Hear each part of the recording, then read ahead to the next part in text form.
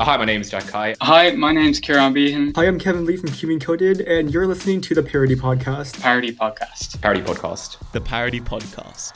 You're listening to the Parity Podcast, brought to you by your hosts, Mitch Creighton and Jan McGinley. Hey guys, and welcome to this month's episode of the Parity Podcast. We've got a lot to talk about in this episode, including new cubes, the Red Bull World Cup, Rubik's is actually great now, and then an interview with one of the best cubing YouTubers right now, CubeHead. We'll finish off with the game of true or false, and that's the episode. Enjoy. Yo, it's CubeHead here. Hi, my name is Jack Kai. Hi, my name's Kieran Behan. Hi, I'm Kevin Lee from Encoded, and you're listening to the Parity Podcast. Parity Podcast. Parity Podcast. The Parity Podcast. You're listening to the Parity Podcast, brought to you by your hosts, Mitch Creighton and Jan McGinley. Hey guys, and welcome to this month's episode of the Parity Podcast. Thanks everyone for tuning in to these episodes. We really appreciate, and the support has been great. We've had a lot of growth lately, and we just want to thank you guys for supporting us. Yeah, it's been really wonderful, and it's really supported our journey.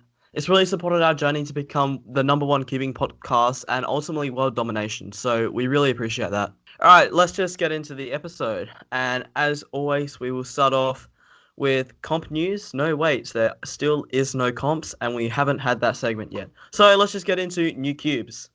I guess we could start off with the Qi clock. Okay, recently we've had a breakthrough in clocks. We obviously have the Qi clock, and we also have the Shengshao magnetic clock. So Qi just released the clock that's been long anticipated. What are your thoughts, Mitch? I think it looks great. It has a very big price tag on it, so it better be good. Also, it's non-magnetic, so that's kind of interesting as well. But obviously, I am a big fan of the clock event. I know some people aren't, but I do quite enjoy solving a good clock every now and again. And so I'm really excited to see this cube, and I think this puzzle in particular, but also the magnetic one last month or something, coming has just really breathed back life into the event in general, and it's just been really good for the event. In terms of the cube in general, we haven't seen many looks at it, but it does look pretty nice and stuff. I think it's still only available for pre-order on most places, but I mean, I like the look of it. I'll probably end up picking it up, and I think it looks really nice. I can't wait to see it. Yeah, I definitely agree with you, Mitch. One thing that really did get me was obviously it's non-magnetic. The hefty price tag, it's something like $50. It's not even magnetic. Yeah. The clock It better is be good. $14. It's literally $14, the magnetic one, and this one's not even magnetic. But I hope that the performance definitely makes up for it. Oh yeah. I mean, if you think about it with clocks and stuff, if you put a bit of time and effort into making a good one, then you could make a really, really good clock. So I hope that this Qi clock is that really, really good clock. Yeah, exactly. And I'm personally probably just going to get the Shengshao clock because that's magnetic and $14, as I don't have a clock already. I just want something reliable. I'm not going to take clock that seriously. Just want to do it and learn how to solve it. You know what I mean? Yeah, for sure. Another cube that has been highly anticipated this month is the MGC 7x7. This is the last cube in the MGC line for the N by N events. Recently, YJ has been releasing cubes from all the way through from 2x2 to 7x7 in the N by N events, and all of these cubes look absolutely amazing. I cannot wait to have a look at this 7x7. Some of the looks at it look really, really nice. It looks so amazing, as typical with all the other MGC puzzles. I'm really excited to get my hands on this. Yeah, exactly. I'm so hyped as well. Yeah, YJ has had such a breakthrough recently, and I'm just so happy that YJ's finally released a magnetic 7x7. Obviously, they had the budget magnetic line, but this is more premium, and I'd really like to see how it goes. Obviously, TINGMAN made a great video on the 7x7, so I highly recommend you check that out. Now, let's get on with the next cube. Now, obviously, one of the most popular cubes of all time, the Yushin Little Magic 3x3, now comes factory magnetized. I'm so hyped for this. Oh, yeah. First looks at it, it looks quite similar to the previous Little Magic sorry. Just a few little minor improvements, and of course it's factory magnetized now. I think this was sort of a response to all the incredible budget cubes we've seen so far this year in the RS3M 2020 and GEMS. It looks like an amazing cube, and I'm really excited to see how it can compare with the MS and RS3M 2020. Yeah, I just want to see how older cube can actually compete with magnets. Obviously, this has been such an amazing puzzle, so we just have to see how Yushin goes. I think there's a little bit of tweaks and performances to it, so I hope it does compete with the 2020 cubes. Yeah, for sure. I mean, obviously, the Little Magic was, I think, the most popular cube of all time, so this is quite exciting. Next cube is the Chi GD 2x2W. This seems to be a thing that Chi are doing with their budget lines, is just adding a W on the end and just doing a few upgrades. This, of course, is the successor to the popular Chi GD 2x2. It looks quite similar, really, but I'm quite impressed with the first looks of this. It looks quite good. Yeah, I'm so hyped as well. I can't wait. Another cube is the biggest speed cube ever mass produced, and that is the Shengsha 19x19. Wow, is that a cube? Wow, that's amazing. This thing is an absolute giant. It's quite funny. Yeah, and I'm just so surprised, like, the technology in cubing. Like, to think about it, in the 1980s, they would never have thought to get a 19x19. Like, I have trouble putting together a 4x4, and this is a 19x19. Like, Yeah, how's exactly. You wouldn't want to technology pop that. Yeah, definitely not, and it would be a very expensive pop. Oh yeah. I mean, How's it- I think that my 5x5 is big, let alone a 19x19. Oh my gosh, yeah. And I just think that that's a great advancement for cubing hardware, you know what I mean? Yeah, exactly. It makes me really excited for what we can achieve later. We've also got the Alhoon WRM Megaminx. This is, of course, the revamped version of Moyu's flagship Megaminx, the Moyu Alhoon. This obviously is a trend that they've been doing recently, is just revamping the cubes and adding WRM on the end, or more recently WRM 2020. But they haven't done a WRM of the Alhoon, so here it is. I dare say we'll have an Alhoon WRM 2021 very soon as well. Whoever ends up editing this, probably me, make sure you clip that and we'll replay that when that comes back. But the first look at this looks really nice. I quite enjoy the look of that. Yeah, definitely. I definitely agree with you on that. I mean, like Megamixes, they've just evolved really quickly, and obviously Oh, we have yeah. things like YJ Budget Magnetic Megaminx, and obviously the MGC. They've been dominating, I think, in the Megaminx line. Obviously, we also have the GAN Megaminx, but I just want to see how Moyu can compete. You know what I mean? Yeah, exactly. I've been really getting into Megaminx recently with the YJ Megaminx. And yeah, the Megaminx market has become really competitive recently, and we've seen some really good cubes come to that. So I'm quite interested to see how people stack up the Moyu Megaminx, and yeah, I'm quite interested in it. Yeah, same. Also, we've got the Chi Plus, and I think this is the biggest factory, not magnetized, factory produced 3x3. Am I correct? You are. I'm pretty sure you are. This is the biggest meme of cubing of the year so far. I really like the look of this. It actually looks like it turns super duper well. It's 9 centimeters. It's really, really cool. Obviously, we have that like I think it's 24 centimeter one that we see Laser Monkey doing like 9-second solves on quite a bit. But this one looks really, really cool. It looks like it's pretty much the same as a normal cube, just made bigger. So it's got all the same hardware and all that sort of stuff as a regular cube. I am quite fascinated by this, if I do say so myself. Yeah, and I'm also wondering how's the performance for its size? Like, what times do you think you could get near similar times? Do you think? It'd take practice, but I dare say you might be able to. And I wonder if it's an advantage as well. I'm not quite sure. It'll be interesting to see. And whether you can actually use this at a comp. That'll be the main thing. Because I think if you can use this at a comp, then using a Chi Plus at a comp will be the biggest cubing meme. Forget using VCube or Rubik's Band at a comp. Using a Chi Plus at a comp will be the biggest meme. Imagine having to like put that in the cup. Yeah, definitely. And I might even consider doing that just for fun, you know what I mean? I was also considering like even like using the GAN 330, but like obviously it's not comp legal. No, unfortunately. Hopefully that's not the case with this one. I'm not quite sure. If any of you Yeah. guys know, just DM us on Instagram and tell us. I'd be quite interested in knowing that. Yeah, same. Okay, now for our sponsors. Thank you so much to the following: Harry Daniels, Kathleen, and Cubing Madness. If you would like a shout out in our next episode, go check out our Patreon. Yes, this doesn't have to be like just your name. You could also shout out your YouTube channel as well. Cubing Magnus has a YouTube channel. We forgot to say that, so go subscribe to him. This is a great way to get word out about something that you've got going on. Like maybe I don't know, maybe you're organizing an online competition or your own YouTube channel. Make sure you go check us out on Patreon and buy a sponsorship. Yeah, exactly. And even if you want to get the $3 one, you can promote maybe a 15-second out of your YouTube channel, your Instagram. Yeah, as Mitch said, an online cubing comp. Like there's options here. We have lots of listeners right now, so it's a good time to come. Yeah, maybe even a Discord server. I don't know. Okay, just before we get back to the actual podcast, we just want to say a huge congratulations to good friend of the show, Kevin Lee, otherwise known as QB Encoded.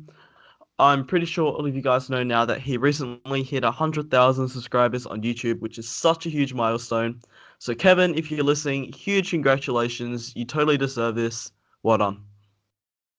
Yeah, exactly. And thanks so much for coming on our show, obviously. If you want to come on again, we'll be more than happy to have you on one day. But yeah, thanks so much and congratulations. We're really proud of you. All right. Okay, let's talk about one of the biggest events in cubing at the moment, and that is the Rubik's World Cup. Jan, take us away. Yeah, exactly. So I've actually looked into this and I found there's a few things on it. Firstly, there's two cubes that you need to actually enter into the competition. There's the new Rubik's Smart Cube, obviously that just came out recently, and there's the Go Cube. You can buy these both on the Rubik's official Red Bull website, and they both start at one of them $60, the other's $50, and the Rubik's one is $50. Now that's quite expensive for a Rubik's Smart Cube, and the performance is nowhere near as good as the GAN I. I'm a bit sad that the GAN one wasn't allowed, as you know, GAN make the best smart cube in my opinion, and I think that would have given an advantage to someone like Felix. But yeah, they chose Go Cube, and Go Cubes they're not that bad. But if you want to enter, I think all you need to do is buy a cube. Is that right? I think so, yeah. Yeah, and I think it's really good for the community as it gives anyone an opportunity. Yeah, it's super, super cool.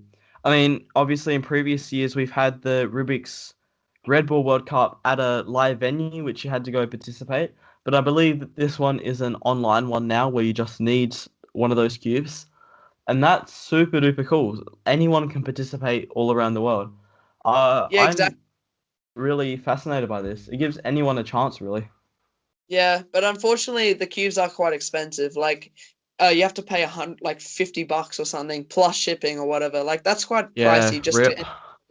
Yeah, and I think that's good marketing for Rubik's, their actual brand, as they force you to buy one of their cubes in order to compete. So really, it's just a marketing strategy. Yeah. But I mean, at the end of the day, you do get a pretty cool smart cube, or if you already have it, then you get to compete in the World Cup. I don't know. Yeah, It's exactly. pretty cool. And talking about Rubik's, obviously there's been controversies and drama about Rubik's in the past, but I think Rubik's is coming good now, don't you think? Oh yeah, I was just gonna lead into that actually. Rubik's is a good brand now. Obviously we've seen over the past couple of months, they've had a new switch around with their leadership. So they've got some new people in charge now who are doing really well. So they've got some ambassadors, so different cubers all around the world who they send all their new products to, for them to review. So they've got so many like new and awesome puzzles and everything designed to help like promote the cubing community and stuff. And it's really, really cool. Rubik's in the past has always been that bad guy sitting in the corner, almost wanting to destroy what it created, I guess you could say.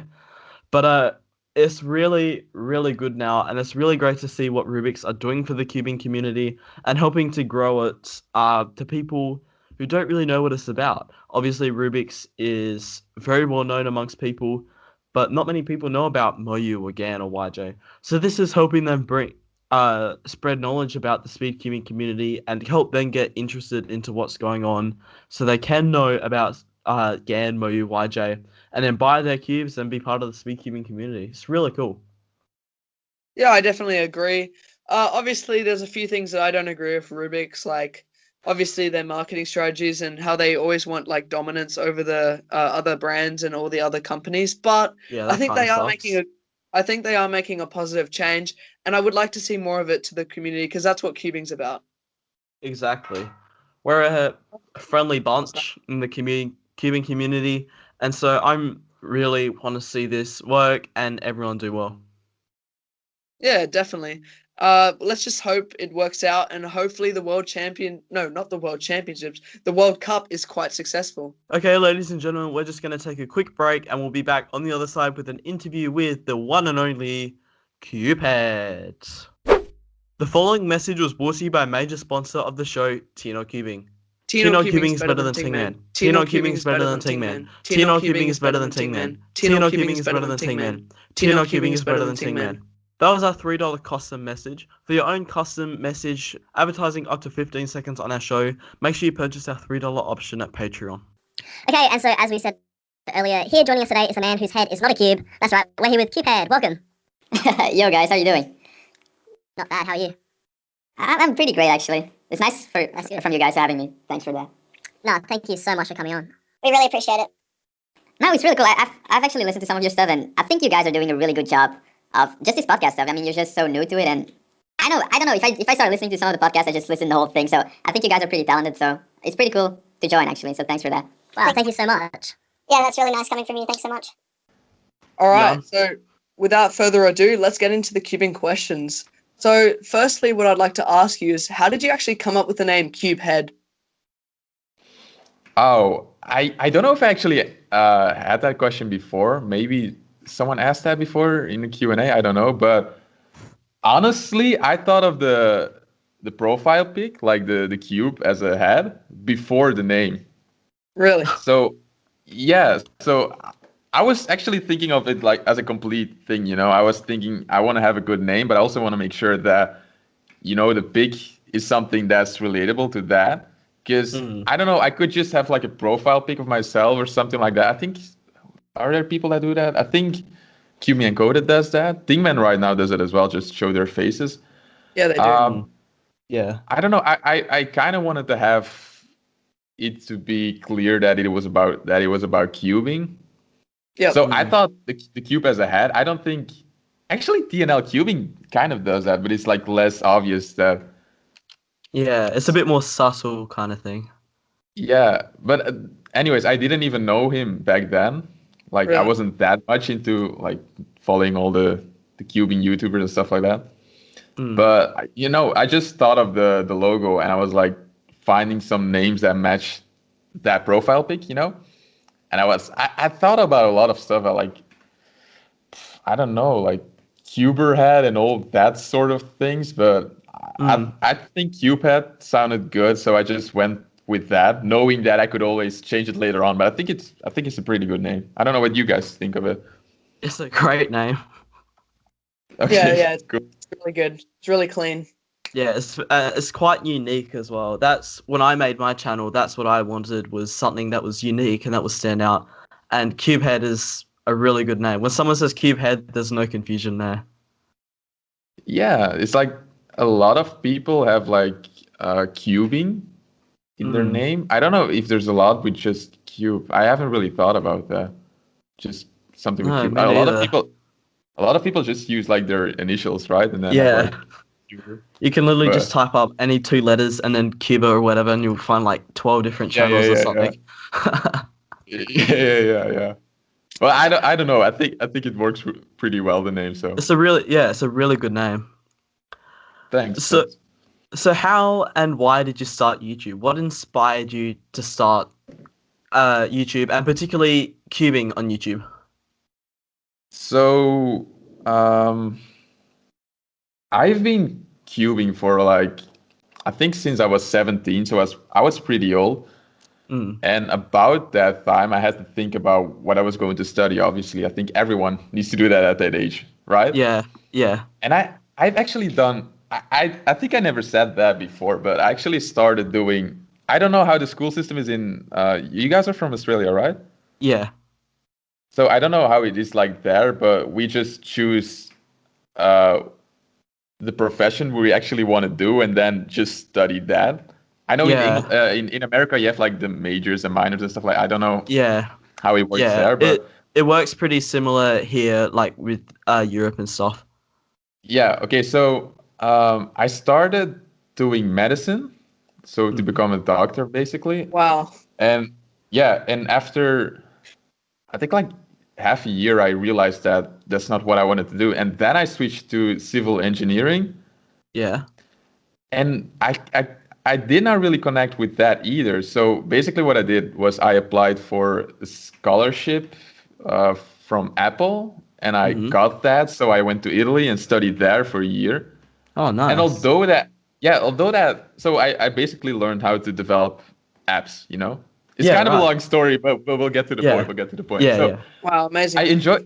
I enjoyed doing that, and the thing was I never really had the chance to have like my personal creative output, because basically what I do right now with developing apps is designing them.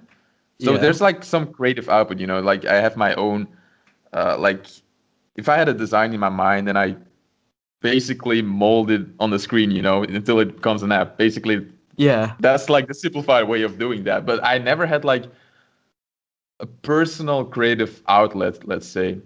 And that's something I really wanted to do. And since I've been cubing for, by then it was about like 4 years, it was pretty clear that something like starting a cubing channel would give me a lot of it would give me a lot of possibilities, because you share some of your personality.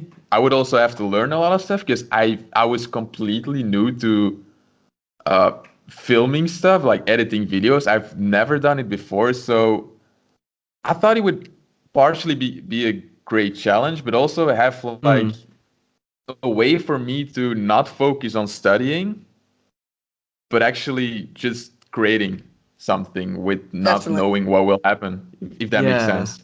Yeah. 100%. You really do need something outside of like school. Like you can't just keep like studying. You need something like to give you like your mind a bit of a rest, or just have some fun. Like it gets hard, so Yeah. yeah, it's really important. Yeah, that was kind of the thing. So I studied all those things, but they never gave me the freedom to really do like your own thing, if that makes sense. Yeah. Yeah. And starting that YouTube channel would be something completely new, because that would be like the first time that I really make stuff how I want to make it, not like how they want you to make, if that makes sense. Yeah. The same thing with amazing. with creating apps. Like if a company wants you to build an app, they say, okay, we want this, and you can give your own input, but eventually you will make what they want you to make, if that makes sense. Yeah. So unless you make like your own app, like completely your own app, then that's just your own piece. And for like YouTube is that for me. It's like just my own my own creative outlet, let's say. Yeah, right. That's how it started. That's how it started, at least. Yeah, definitely. That's really cool. Yeah. That's really cool as well. And also with the cubing YouTube, so like obviously you develop apps and stuff. So were you ever considering making like a tech channel?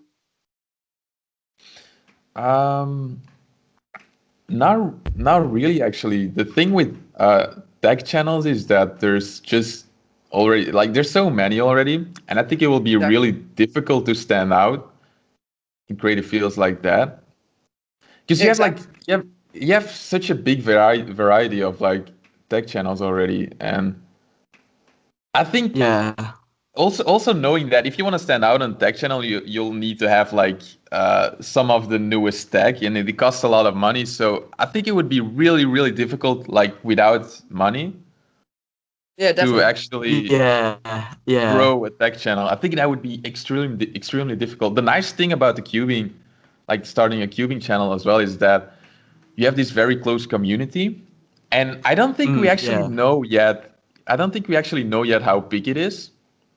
Because, for example, if you No. watch J-Perm's channel, like he's still gaining like almost 1,000 subs a day, and he's like at over Yeah. 400,000 right now. So it's kind of a guess, like who knows how big it is, you know? But what I do know is Yeah. that the cubing community is like very close. So, for example, like I don't know actually how many subscribers I have right now. A bit over 15,000, I think. No, I think you're around 18,000. Mhm. Oh, that's cool. So, like, I don't think there's many channels with that amount of subscribers that have such engagement, let's say.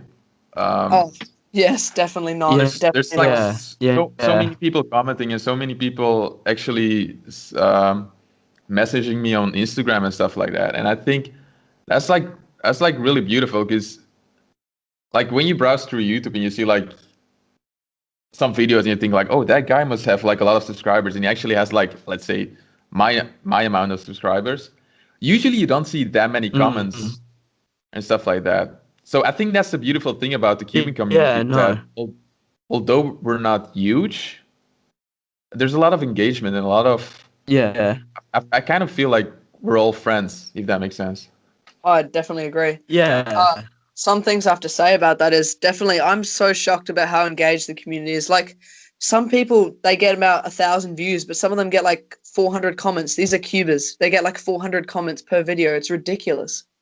Yeah. And some of the engagement is crazy. It's what makes cubing quite good as well is that everyone's sort of friends with each other without even knowing that they ever existed and stuff. That's what I find really cool about cubing. Yeah, it kind of makes sense because you have like this hobby that not a lot of people even know about, and if you can share that with someone, it's like kind of unique feeling, you know? Yeah, I definitely agree. Honestly, like aside from actually going to competitions and stuff, I've only met one guy who was into cubing on a bus trip, like at random. Like the rest of that, I never met someone who was actually into cubing, like at random. Yeah. If that makes. Yeah. Really? Yeah. Wow. So there's not that many people, but I would say because the world is so big, you know, it still adds up to a pretty big community. And even it also probably depends on like which country you're from. Yeah, definitely. Yeah, exactly. I mean, in Australia, speedcubing is quite big, and I mean, at competitions there is quite large participation rates and stuff. But I mean, the same. I think I've gone out and I've only seen someone else who cubes like maybe once or twice before, like at a cafe or something, and that's about it. There's not many people. It seems like a lot, but there's not really many people. Exactly. Yeah, I think that's like the beautiful thing that the internet is, you know? Yeah. I think right now you can make a passion out of anything and build a community around that. Just because the internet allows us to have access to everyone around the world, you know? So if you can just like if you can just unite all the cubers in one place, that's definitely possible. And that would never be possible without internet, obviously. So I think yeah, so I think we're kind of I don't even know if like the cubing community right now, if it's growing or not. I have no idea whatsoever, but I believe it definitely is growing online, but not so much in terms of competitions. I don't think it has grown much since like 2018, but it's ridiculous how it's growing online. One thing I was so shocked, even JPerm, like I looked and 2 weeks later after a video was uploaded, he gained something like 1.7 million views. Like how are there 1.7 million cubers out there anyway? Yeah, I think especially if you're going to compare channels, I think that's the most ridiculous thing about JPerm, not just his amount of subscribers, but he gets like 200,000 daily views. 200,000. That's I mean, that's insane. even if you sometimes if you look on YouTube and find like channels with like millions of subscribers, I'm not kidding. They have the same amount of views sometimes. Oh yeah. So that just shows like how close the community is, like how devoted even. Like I think Crazy. they like if most cubers like really get it, like are really passionate about the hobby, and if they're willing to spend a lot of time just watching videos and stuff like that. Yeah, cubing's one of those things where if you do it, then you do put a lot of time into that, and you do really do it a lot and enjoy it and stuff. Yeah, I think it's more of like a side effect because Yeah, cubing is more. I'm going to call it addictive right now, but that's like it's kind of is like a negative word, but you get Yeah. you get drawn into the whole world, and suddenly this whole new world opens for you, and you start to learn new things, and it's just so, I don't know, it's just so fulfilling to just get to know everything, if that makes sense. Oh To be yeah. part of that world. yeah, That yeah, I don't know. It's very difficult to explain. And even for someone like you, CubeHead, like you would post maybe once a week, maybe once every 2 weeks, depending. Not the most consistent, but still consistent, and you'd still get a very engaged audience on every video. Like they'll always be waiting for your videos, if you know what I mean.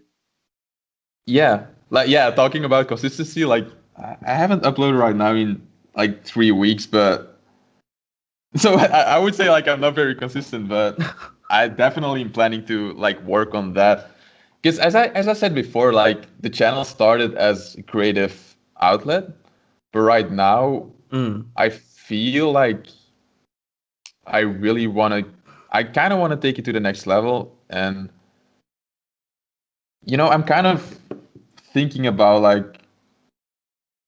like putting more of my time in right now because it has been so difficult for me because I still work, also work Yeah. on the app stuff on the side. So then to have YouTube, that's also kind of like the reasons why, like one of the reasons why I didn't upload for like 3 weeks right now. Also went off Instagram just to quickly kind of reset my mind around like why I want to make YouTube videos, because I started to get so many comments. Like even if I don't upload for a week, I get so many comments saying like, "Oh, you should upload more," or "Oh, when's the next video coming?" And you kind of exactly.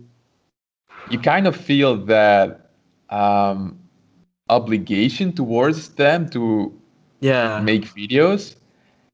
Yeah. And I felt it really bad because a while ago, it was like, I think it was like 3 weeks ago, probably 2 weeks ago, maybe. It was like extremely hot here in Belgium, like extreme, probably normal temperature in Australia, but it was like 30. It was like, the thing is, it was like 36 degrees inside of my apartment. So it was, Wow.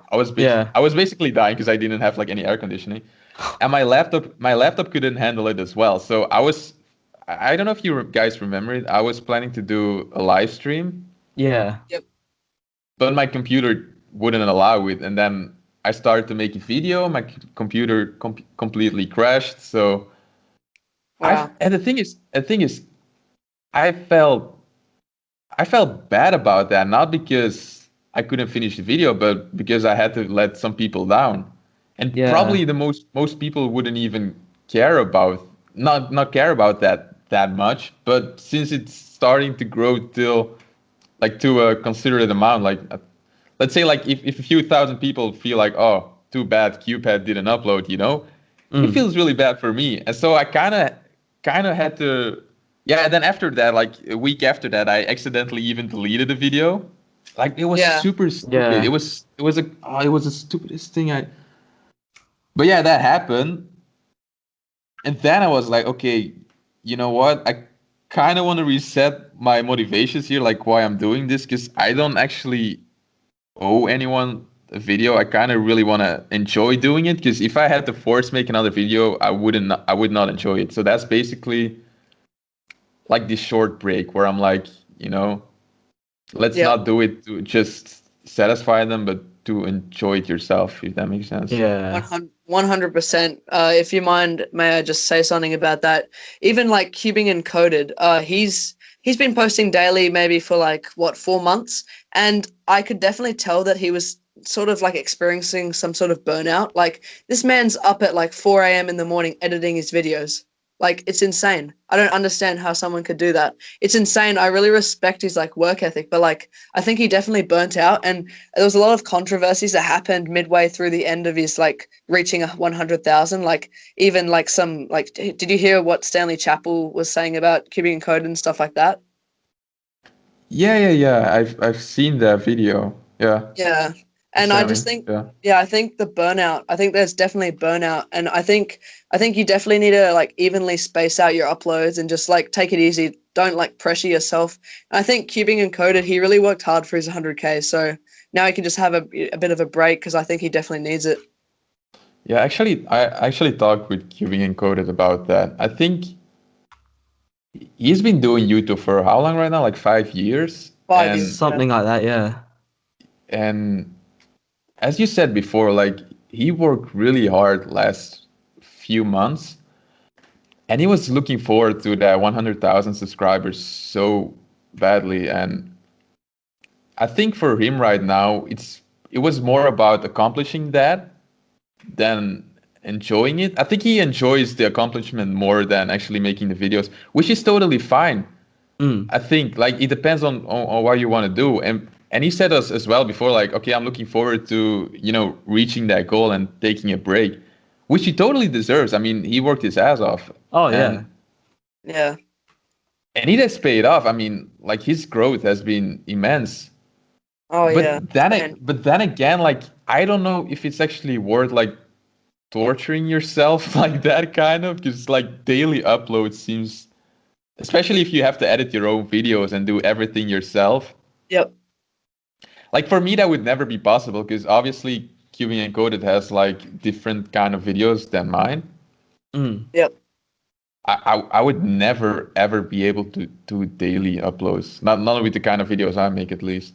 Yeah, definitely. Yeah, So no. You spend a lot more time like in your videos. Like they're more like not movies, but like they're more like higher production quality in terms of like script and like the sort of background behind the story. Like there's a really good storyline behind your videos, and I can tell they spend like you probably spend like a good week in total, maybe like just across the week, just editing it and just you know what I mean. Like your videos are just they just like TINGMAN's. Also, both of your videos are very like you've put a lot of effort into planning them, and that's what's like separates you guys.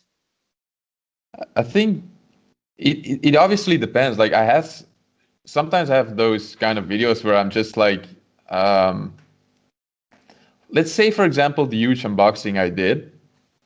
That was more like, okay, you know what? I have all these cubes. Let's just unbox them, film it, and we'll see what happens, Yeah. But then again, for example, if you compare that to the PLL video I made, like I don't know if you've seen that where I share like all the algorithms and the PDF Yeah. sheet I made. Just creating that PDF cost me like, I don't know, like 20 hours of work, maybe Really? something Yeah. like that. Oh my gosh, Yeah, that's I mean, insane. and you cannot do that in a day, So No. so yeah, like it is for me. It's more about like, okay, I have this idea, and this is how I want to do it. And if it takes a lot of time, then I will, take more time to make that video. If it doesn't take a lot of time, then I'll, do it quickly. For example, the where I reacted to the Speed Cubers documentary. Yeah. That's probably like the only video in a very long time that I just made in one day. Yep. Because I was like, okay, this is a new documentary. If I just post it in 2 weeks, no one's going to care about it that much anymore. So I was like, okay, let's get this done quickly. I know I had a busy week ahead of me, so I just came home from work. I watched the documentary, and I just, made that video nonstop until it was like, I don't know, it was like probably like 3 a.m. or something like that.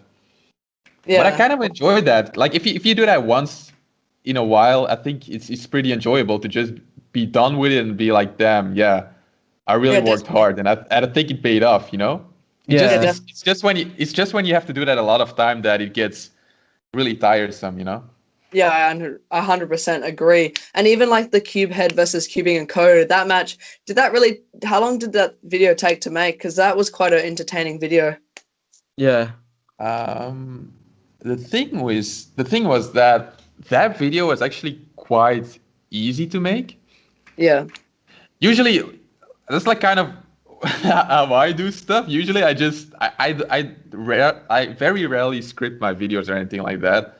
Yeah. So I would say I'm pretty good at just enjoying myself on camera, if that makes sense. Yeah. Yeah. And with the cubing, Oh, sorry, yeah, you go. yeah, go ahead. Go ahead. Oh, you go. Yeah, it's fine.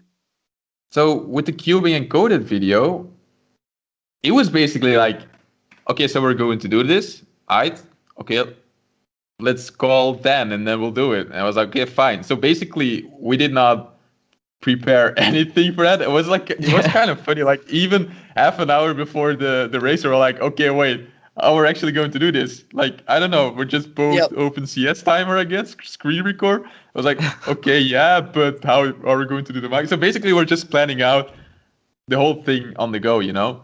Yeah, right. Yeah. There's something I have to but tell you, actually. Yeah. My brother, like, I'm not sure if you do, but do you get added to a lot of like Instagram group chats? Yeah. Yeah, my brother gets like added to like tons of them, and someone mentioned that their friend made a couple of fake like CubeHead, Encoded like bot accounts and commented on that TINGMAN video. That's why Encoded didn't actually like know. He didn't actually know that he was like challenged you, so they actually created like a fake challenge. Apparently, that's what I read. Oh. Yeah, I think That's so. interesting. That's And they interesting. were Yeah, saying, the thing is, I was kind of thinking about that as well because other people were also commenting that probably because of the fake channel, other people started to post the same thing. I just remember like, I think I had like a break at work and it was just premiering the video. So I opened it and I saw a bunch of mentions there. So I was just scrolling through it and it was like Cube Encoded versus CubeHead everywhere. And then I saw that Cube Encoded was there as well. So I was like, okay, let's just do it. You know? Yeah. Yeah. And then Encoded said, wait, no, I didn't on the actual video. That was so funny. But I think it was actually quite a good video because, like, even though it was made from two fake accounts, obviously, but the video was still like pretty good, like, and it was really good for the cubing community. I kind of guess so. Like when I was editing the video, I was like, this works really, really well because we had a lot of funny things happening, but also like we were matched very evenly, to be honest. I would say that I was maybe a bit too casual in the race. I was like not very serious because I was like basically my mindset in the beginning was like, okay, this will be easy because my global average is about a second faster as QB encoded. Yeah. But like we were doing that and I was like, oh, this is going to be very close, especially at the end. Mm-hmm. Definitely. I was very surprised about like how it ended out because obviously that's like the ideal ending, you know, ending at a 1919 and then having the final one. And I was like totally not scripted or anything because we weren't like we did not have the plan to just be like, oh, make sure that it gets close. It was 100% just. I think it was kind of lucky that it turned out that way. I also had like 2 DNFs that battle, so that kind of helped us getting there as well. But it worked out so well. Like the end result was really good. I was very happy with it. The most difficult really great video. Yeah, thanks. The most difficult thing about that video was we had both our footages, then we had the screen recordings. I made sure to get rid of the background of the times and stuff like that. And my computer, it was so hard for my computer to actually handle the footage because it was just so many things happening. It was probably like an hour in total, but I think the file in Final Cut was like 150 gigabytes. So Wow. it was really troubling, but the end result was there, so I'm fine. Yeah. I'm really happy that video I actually. think that was actually amazing. And the whole world wants to know, will there be a Tino cubing versus CubeHead? Yeah. It will happen. Let's go. Let's go. Definitely. Awesome. I don't know when yet. I know that right now he is faster than me. So The thing is, if I really want to practice for that, I think I will beat him if I really spend some time practicing for it. It has just been kind of busy, and hopefully coming next weeks I'll have to work less, so I can spend more time working on YouTube and actually practicing more. If I just have like, I think it would be a good idea as well to actually have some sort of more vlog type video where I talk about the progress. If I really focus on practicing cubing, because I haven't done that in a while. I think my average is kind of the same as previous year, but if I really focus on improving for 2 weeks, I think our averages will be pretty similar, unless TNL cubing is like practicing 8 hours a day now and Doing the Timon. excuse me. Doing the Timon, you know Timon from Poland. He Oh, yeah, practices literally TINGMAN, all day. Yeah. Yeah. yeah. Well, Max you've Spartan heard as well. Yeah, exactly. And you heard it, TNL Cubing. If you're listening to this podcast, we'll see how you respond. Yeah, better start practicing. All right, we've gone. Better start practicing. Yeah, definitely. We've gone so off topic of our questions. Honestly, I think it's better that we've just had this conversation. It's way more natural and just such a great episode, don't you think, Mitch? Yeah, it's like cubing philosophy or something. We've I gone think we'll really deep actually- here. Yeah, definitely. I think we'll actually just finish up on a couple more questions because we don't have much time. So, Mitch, do you want to just get into those questions? Yeah, sure. So tell us more about your Road to World Record series. So how did you start that, and what inspired you to make it, I guess? So, I used to just practice 3x3 and sometimes one-handed, and I was very bad at 4x4, but I did it sometimes, So I was like, I just want to have like more events, and basically, I was pretty good at turning fast, and I kind of enjoyed learning algorithms. So I was like, I think 2x2 will fit me really well. So I was just like, I want to have more personality in my videos. That's kind of my thing from the beginning. So I was like, let's just start this series and just talk about my progress and stuff like that. And then basically when I started doing that was like just find a way to make it as enjoyable as possible while not forcing it, if that makes sense. Like if something happened, I would make more fun of it, but I would not, force it, if that makes sense. And basically people really seem to really enjoy it. Like not having like a very static, like, oh, so these are my times this week, I did this, but more of like some sort of storytelling in between. Yeah. And people really enjoyed it. It was just that like because you probably noticed that my last Road to World record has been some time ago.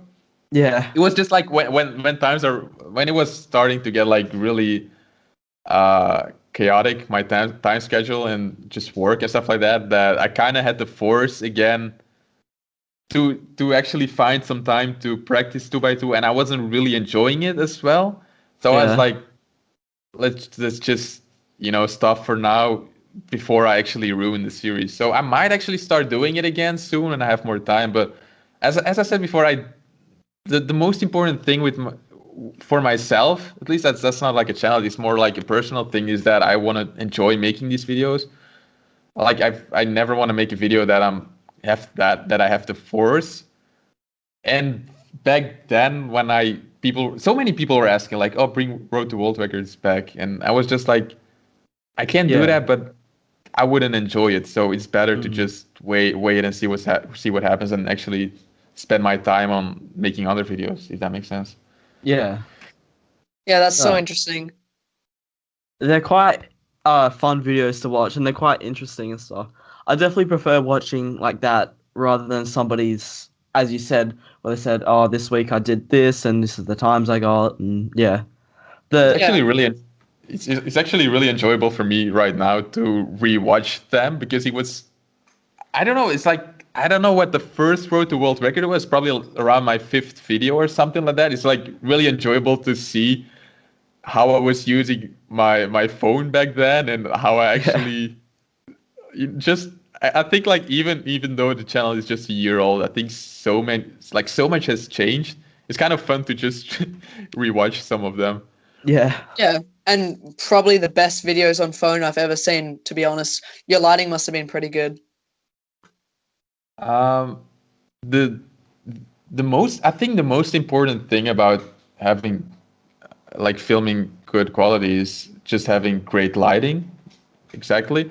But the Great thing is, I lighting, didn't have. good audio. Yeah, I didn't have. Yeah, audio and lighting. Exactly. I used like the cheapest Rode mic, but I just used some effects on it, and I think it sounds really, really well. I'm still using that one. Yeah, definitely. And I also have the Rode Video Micro. What effects do you use? Because I'd love to know.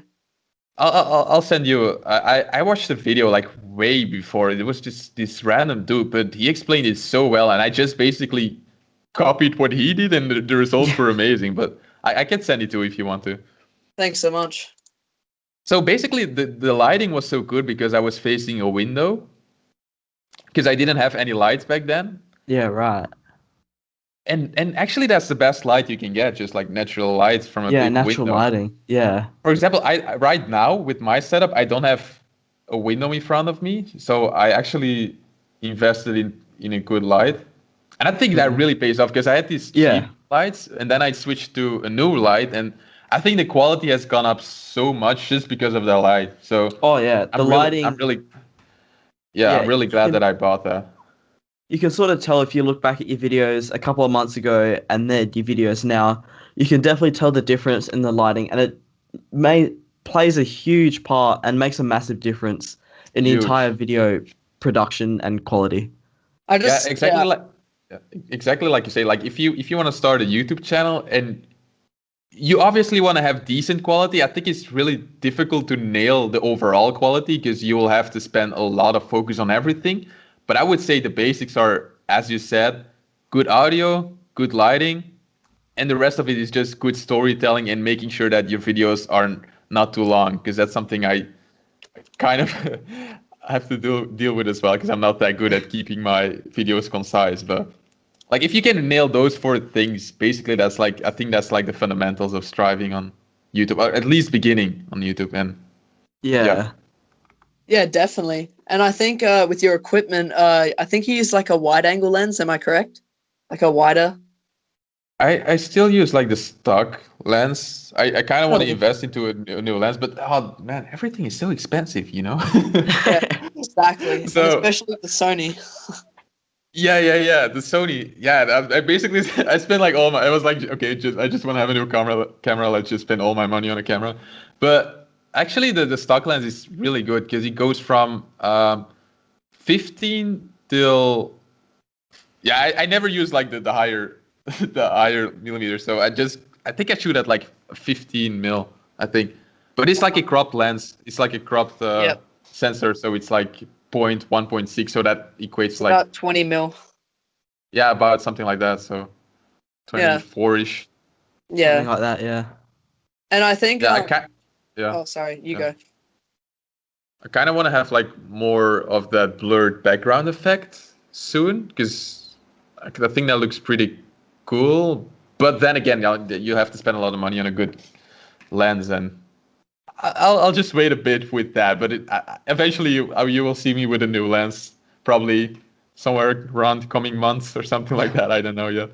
Awesome. Yeah, I definitely think so. And I think even the kit lens that you use, it's really sharp. Like I would rather have your video than like a really like blurry background, but it's like not like as sharp. Like your video is just really like clean and really sharp, which really looks really nice actually. Yeah, but then again, like if you watch my stock footage, like without any edits, it looks completely different than after I color grade everything and Yep. apply some effects on it. It's like completely different. I basically I don't have any idea like how I do it. I just play with everything until I think, okay, this looks good, and try to not overdo it, because that's so easy to start color grading and overdoing everything. I don't know. I just play with it. And I think what kind of bothers me is probably every video I make looks a bit different. Yep. I don't know if that's a bad thing. Maybe it's actually a positive thing, because it's never the same. But Yeah. Yeah. basically, I just start playing with it until it looks good, in my opinion, and then because sometimes when I look at the footage I made, I'm like, oh, this is horrible, and I start doing like applying all these effects and color gradings until I'm like, okay, I guess this works, and I just go with that. So Yeah, but yeah, I think like color grading makes a big difference as well. Yeah. Yeah. Yeah.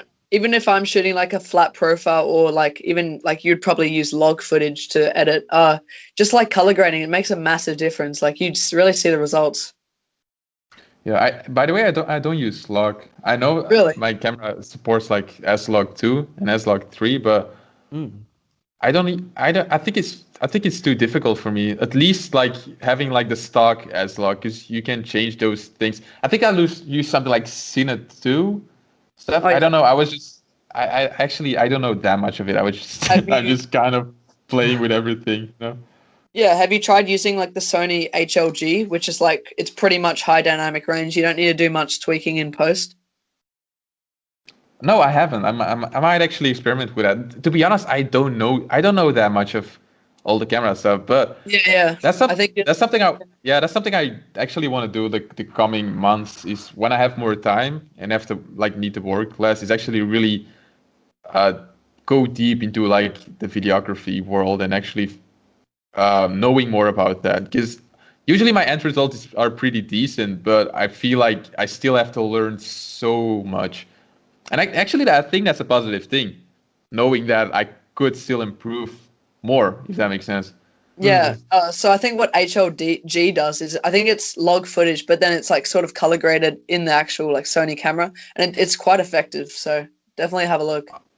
I'll definitely do that. Thanks. Yeah.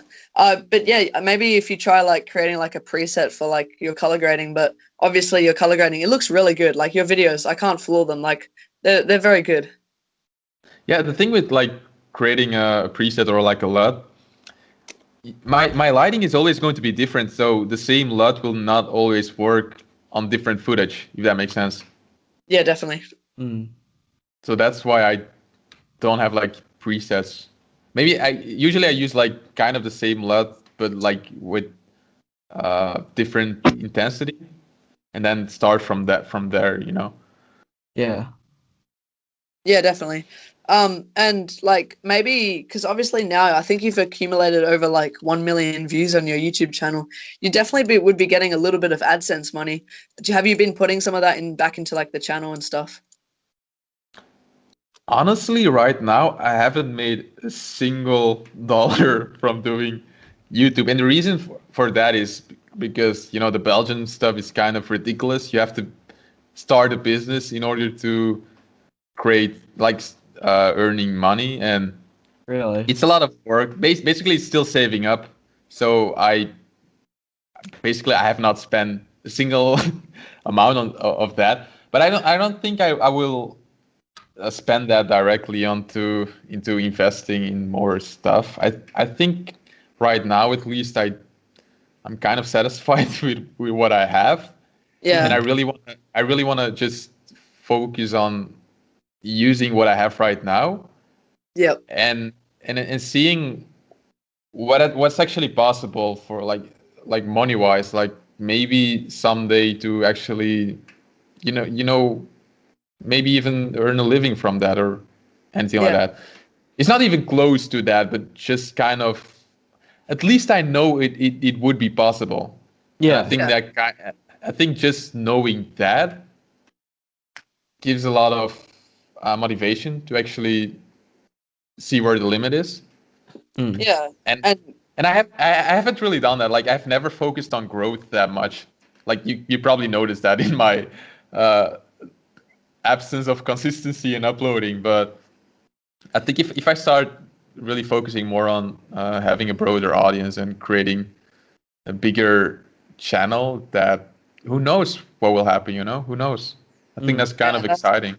that's amazing. And what was I gonna say? Oh yeah, so I've seen ads all over your videos, so you haven't really got much money out of that. That's really sad, actually. Like, have you No, looked into like the, channel memberships or anything? Because I think the Tino's thing giving is, that. the thing is, I have generated some money. The thing is, I think AdSense, like that, just like the average revenue you get from ads on your YouTube videos, in cubing tutorials are not that great.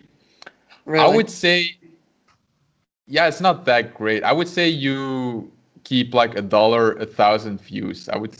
probably something like that. I to be honest, I have never really focused on that, but let's say something like that. But the thing is, you also have to pay taxes on that amount, so Really, it's like not 50 cents, like 0.5 of a dollar.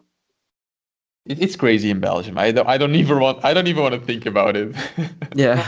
but but then again, like having a commission from the cubicle is awesome. I think just having the commission equates about the same as the ad revenue you get. So basically, the thing is, like if you wanna earn money from doing YouTube, I have not focused on that a lot, but I kind of have the fundamental knowledge. I think the thing you need to focus on most is having a lot of revenue streams, like not just focusing on the ads, but also on the commission you get. Maybe releasing some merchandise. Who knows? I might do soon. Ooh. And yeah, basically, for example, like you say, like having the membership as TNL cubing has, things like that help. I just think that my channel is not ready for that because I'm not that consistent on it. I just want to make sure that if I do something like that, that I want to be available to You people. want to be able to like commit to it. You want to be able to put your full commitment to it. Yeah, exactly. Like I said before, like my goal right now is not to grow my channel and to earn money from it. I just want to make sure that I enjoy what I do. And if I have the feeling like, okay, the channel is ready, I think it will be way more satisfying to do stuff like that than actually forced doing it too early right now. Like it would, for example, if I would just after not uploading for 3 weeks and then be like, oh guys, you now can become a member, just pay me. That kind of sounds like okay. Yeah. You know what I mean? Yeah. So, Yeah, 100% agree. If I can be more consistent and actually feel like I'm giving you guys a lot of value, then I might do stuff like that. Like I don't even know. And actually, I don't really know if people really benefit a lot from. I have to dig deeper into that. I don't know much about memberships and stuff like that. Even not like Patreon and stuff like that. I think for example, I cannot do a Patreon because, for example, JPerm's biggest thing with JPerm is with Patreon is that he gives solve critiques. Yeah. Yeah. I think like that's like the biggest reason that most people would like pay him for his Patreon. The thing is, I don't think that I'm the right person to do that. So that's something that I probably not do. So I kind of have to look into like how I can add value for the people before I actually start doing stuff like that. Because I don't want to just ask for people. I really need to give something back before I feel 100%. good about asking money, if that makes sense. So I'll probably see what I can offer, and that's probably something again in a few months you might see from me that I either have a membership or a Patreon. I don't really know about that yet. Yeah. But yeah, like the thing is, the most important thing is really to have multiple revenue streams if you kind of want to have a decent amount of money from doing cubing stuff, I would say. Yeah. Well, if you are considering doing a Patreon, let me just tell you that we charge about $1 per like shout out. And basically after all the taxes and after Patreon's cut, we get about 50% of the actual $1. So we get about half. Yeah, I think it's you can kind of that's actually a sad thing is like Patreon, you would kind of think that that's like sort of donating. Yeah. And like even like that you even have to give like half of the money from donations. I think it's kind of sad. But then again, like people often complain about paying taxes, but it's still they still make it possible for you. So yeah, like without the whole system, none of this would be possible. So I think it's like if you give something back, it's totally fine. Yeah. It's just like the mindset of I generated so much money and I have to give half of it away. I think just that way of thinking is kind of toxic, Yeah, definitely. Yeah. So I think you have to just shift your mindset into like it is possible, Yeah. Then I watched this. Yeah. You go.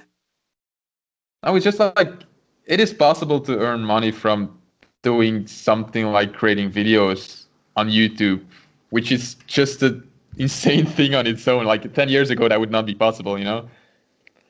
Yeah. Oh yeah, definitely. And then I again, watched this. then again, yeah. Sorry, I watched this awesome video last night from Colin and Samir, and they it's titled "We Bought Cardi B's OnlyFans," but it's really just about creators, because I'm quite a huge fan of these guys. They actually make really good content. They basically reviewed a bunch of different channel memberships and like different things through Patreon, YouTube community, YouTube memberships, OnlyFans, different stuff like that. And it's really, really good. If you're actually interested in that, it's a really good thing to look at. And they said that channel memberships are becoming so big, like in the last 10 years. Like before then, it wasn't even heard of, but now subscriptions are just dominating. Oh, you can send that video to me. I would be interested to actually watch Oh, it. it's amazing. Yeah, it's just they go through lots of different YouTubes like Marquez Brownlee, PewDiePie, Logan Paul, a couple others, and they just rate them. And eventually, I think they said Logan Paul's was the best overall experience because he had so many more things to offer to give back. When like someone like they even said MKBHD, you know, Marquez Brownlee, they said his was actually the worst because there wasn't much to actually offer. I think, yeah. I think it's exactly like that. But then again, like their ways of monetizing their channels are totally different. Like Logan Paul's monetization technique is exactly that, you know, exactly like drawing people into his maverick world of we're so awesome, you know. It's like if you can Yeah. give them the feeling that you're one of like part of that, I think like people are willing to spend more, like are more likely to spend money on that than having Oh some yeah. very minor perks. Like Marcus Brownlee, like he doesn't put him he I like I've seen a lot of his video and I like he doesn't put a lot of emphasis on that at all, like Oh yeah. none even. He just, you know, he was like, Yeah. why not, you know? He's still earning $1 million a year, so I don't really think he worries about that. I think he puts more effort into his videos. And he said something like 50% of his earnings is from YouTube ad revenue, and then he said he has another like 30% from like D-brand and like actual like channel membership stuff. And then he said the 20% is just channel memberships and merchandise. So yeah, he focuses on more like brand endorsements, I think. So he he said that himself that he earned $1 million a year. Oh, that's how much they've calculated, like through like all the predictions, and even they did like a tax report or something. I've looked into it a bit, but yeah, they say he earns around $1 million a year, which is insane. Yeah, it's really difficult to actually know because you don't know like the brand deals and stuff. I think it would be more Yeah, like really. Yeah, like the amount of you. But then again, I like who am I? I don't know. yeah, it's But right. yeah, But he still pays like a whole team, and he hires and he has to buy in like technology to review. You know what I mean? yeah, that's true because he buys a lot of the technology himself. Yep. The thing about Marcus Brownlee, what I think is so cool is that you have the feeling that it is just him, whilst there is a lot of people including into the whole He's like Marcus production. Brownlee has very similar like team to like Linus Tech Tips, but Linus Tech Tips team is like totally involved with like every single one of them. Yeah. Yeah, but then And- again, if you compare that to, for example, PewDiePie, Yep. I think his team is relatively small compared to like how big his audience is. Like, I think you would be surprised of that because he doesn't Yeah. put a lot of emphasis in the whole production. He just wants to be himself, I think. Oh yeah, 100%. PewDiePie is like the funniest guy, and we actually purchased his like what's it called? His actual membership, and he goes hard on that. Like he posts like daily on his like channel membership thing, and he Oh, donates. really? Yeah, Yeah. He and donates everything. Yeah, he he donates donates everything. Yeah. all to charity. But they He's said such he a cool earned. guy. Yeah, I know, he's so good, and he earns like something like $35 million a year, but he gives a lot back, which is really important. I think the thing with PewDiePie that I think is um where I look most up, like the reason I look most up to him is because he's such a good role model to like especially the younger audience. It's not about like having all this money and flexing with what you have, but actually being down to earth. That PewDiePie is so good at. Like he doesn't like he hasn't changed that much. Like if you even see like how he started out, even when having millions of subscribers, he was just it looked like he only had like 10,000, but just like the the way he is actually draws so many people into Yeah, exactly. on But I his think a channel. couple of years ago he wasn't as family friendly. Like he did swear a lot more in his videos, but he's really like become a lot better like for the kids. And now he's getting like 6 million views per video. And I saw in his previous video he said something like the most expensive thing I've bought is my car, which is $60,000. Yeah, yeah, he's a lot into like the minimalist stuff, Yeah. and but actually, I think Vlogging. a lot of people could actually learn from that. It's like if you really want to like achieve happiness, it's not all about like achieving stuff and buying stuff and like even comparing yourself to other people, but more to like being happy with what you are doing right now rather than comparing like what you did a few years ago that you regret or anything like that. I think it's more about like doing the best you can in the moment is much more enjoyable than like Definitely. regretting what you did or being happy with what you did and actually flexing with what you bought because of what you did, if that makes Yeah. sense. Yeah, Yeah. and even Milan, if you maybe in 20 years' time, you look back and you said, "I changed a few kids' lives, I made them happy," and then you'll be happy. You know what I mean? Yeah, I think that's something I sometimes forget is like sometimes I like, okay, so why am I even spending so much time creating videos? But then again, like if I see the comments I get and actually when people text me like what it means to them, like just how much they enjoy that, it feels good.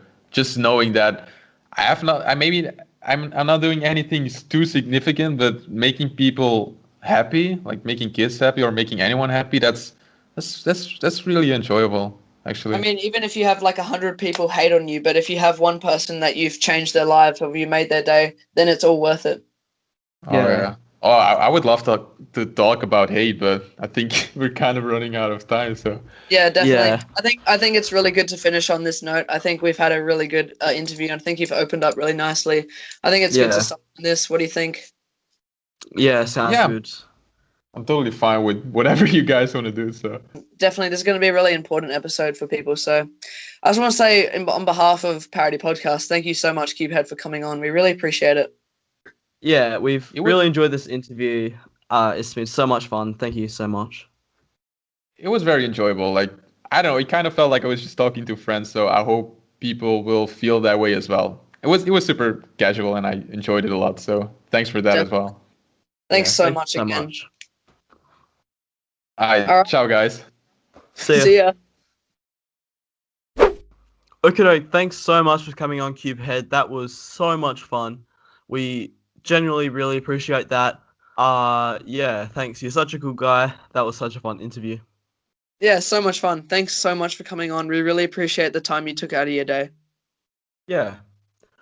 Okay, let's get on to everyone's second favorite part of the show behind the interview. True or false? I'm pretty sure all of you guys know by now me and Jan are doing a competition. This is the second to last month, so this is the last time Jan is answering the questions. We're both tying on 7 questions each, so he's got to really perform this month to do well, I guess. And then the pressure's on to me for next month. So let's just get straight into it, shall we? Yeah, let's go. Okie dokie. True or false? The 6x6 Oceanic record single is 1 minute, 22 seconds, and 28 milliseconds. All right, I'm gonna have to say that is false. Correct. The Oceanic record is 1 minute and 18.28 milliseconds. Yeah, I thought you were a little bit too specific. Next question. Encoded hit 100,000 subscribers on the 23rd of this month. All right, let me think. I don't think so. I honestly think I remember checking the live sub count. I reckon it was around the 22nd. So I'm not gonna say false for that one. Oh, it is actually true. He did hit it on the 23rd of August. Damn. Okay, next question. The most participated event in the WCA is 3x3, with 142,438 people participating in the event. I'm gonna have to say that's true. That is true. Oh, Good thank job. goodness. Second to last question. The person with the most participated comps has participated in 245 different WCA comps. Oh, I know that's around about it, but I'm going to have to say false for that one. Ah, that's also correct. Oh my gosh. Well done. It's 243. So that's 3 correct, 1 incorrect. All right, so you're going to need to get this one to really be able to threaten my position next month. Last question. True or false? Max Park first participated in a WCA competition in 2012. False. That one is actually true. Uh, I'm sorry. 3 out of 5. So that means 3 out of 5, which gives you a total of 10 over the 3 months that you have had a shot. So that means I'm going to need to get 4 or better next month to beat you. All right, I'm going to hope for that. Well done. You better make the questions pretty difficult. Oh yeah. And like that, the show is over. Thank you guys so much for listening. We really appreciate every one of you listening to the show. Make sure that you guys just do something good for the cubing community. I don't know what that might be, whether it is buying our Patreon. I'm just kidding. Yeah, just have a good month, and we'll see you guys again next month with another really awesome guest. I think you guys will really enjoy it. See you guys again soon. Thanks so much, everyone, for watching again. If you guys are on Apple, make sure you give us a 5-star review. Thanks, everyone, for listening, and we really appreciate the support this month. Thanks, guys. This episode of the Parity Podcast is brought to you by dailypuzzles.com.au. For all your cubing needs at super low prices with fantastic service, if I do say so myself, make sure you guys go shop at dailypuzzles.com.au and use discount code PARITY for a super awesome 10% off your entire order. That's PARITY for 10% off your order. Hi, my name is Jack Kai. Hi, my name's Kieran Behan. Hi, I'm Kevin Lee from Encoded, and you're listening to the Parity Podcast. Parity Podcast. Parity Podcast. The Parity Podcast. You're listening to the Parity Podcast, brought to you by your hosts, Mitch Creighton and Jan McGinley.